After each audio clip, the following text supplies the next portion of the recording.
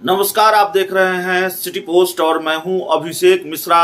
इस वक्त बिहार की राजनीति से जुड़ी हुई एक बड़ी खबर आ रही है, वो खबर हम आपको बताएंगे। लेकिन आप इससे पहले आपको ये बता दें कि उत्तर प्रदेश के चुनाव नतीजों से ठीक पहले किस तरीके से ये कहा जा रहा था कि यूपी चुनाव के नतीजों के बाद बिहार की सियासत में बड़ा खेल होगा। ऐसा लगता है जैसे उस बड़े खेल का वक्त आ गया है।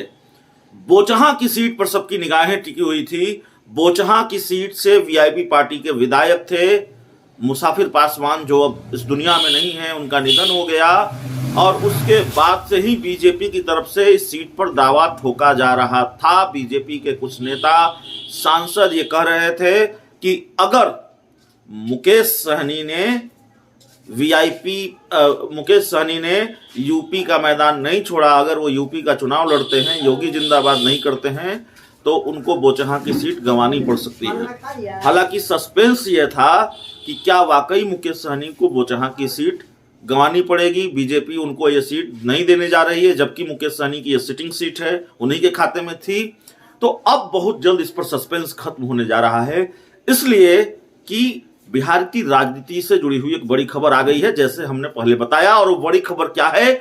बोचहां उपचुनाव की तारीखों का ऐलान हो गया है। 12 अप्रैल को वोटिंग होगी, 16 अप्रैल को नतीजे आएंगे। ये बड़ी जानकारी निकलकर सामने आ रही है। तो बोचहां उपचुनाव की तारीखों का चुनाव आयोग ने ऐलान कर दिया है। और इसको लेकर जो जानकारी है वो जानकारी यह है कि नामांकन की जो अंतिम तिथि है वो 24 मार्च निर्धारित की गई है। यानी कि 24 मार्च तक नामांकन कर लेना होगा उम्मीदवारों को।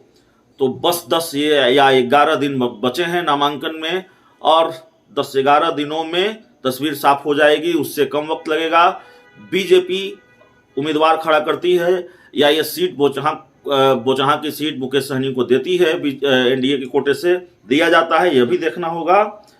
और खबर यह भी है कि एक संसदीय निर्वाचन क्षेत्र और 4 विधानसभा क्षेत्र के उपचुनाव के लिए तारीखों का ऐलान किया है। पश्चिम बंगाल में आसनसोल लोकसभा क्षेत्र और बलिगांव विधानसभा क्षेत्र का भी उपचुनाव होगा। छत्तीसगढ़ के खैरागढ़ विधानसभा और महाराष्ट्र के कोल्हापुर नॉर्थ विधानसभा का उपचुनाव भी 12 अप्रैल को होगा। लेकिन सबसे ज्यादा जिन चुनावों पर, ये तो देश की बात हो गई, लेकिन जिस उपचुनाव पर सबसे ज्यादा निगाहें टिकी हुई हैं वो है बोचहां की विधानसभा सीट, जहां उपचुनाव होगा। तो मुकेश सहनी का अब क्या होगा? हालांकि आज हमने दोपहर आपको एक खबर दिखाई कि किस तरह से ऐसा लगता है जैसे मुकेश सहनी पर कार्रवाई की हिम्मत बीजेपी नहीं जुटा पा रही है, बावजूद इसके कि ये दावा किया जा रहा था कि 10 मार्च के बाद खेल शुरू हो जाएगा और उनको भुगतना होगा, उनको झेलना पड़ेगा। कई नेता ये दावा कर रहे थे, लेकिन अब उन नेताओं ने लंबी चुप्पी साध रखी है, इसलिए हमने आपको ये खबर दिखाई।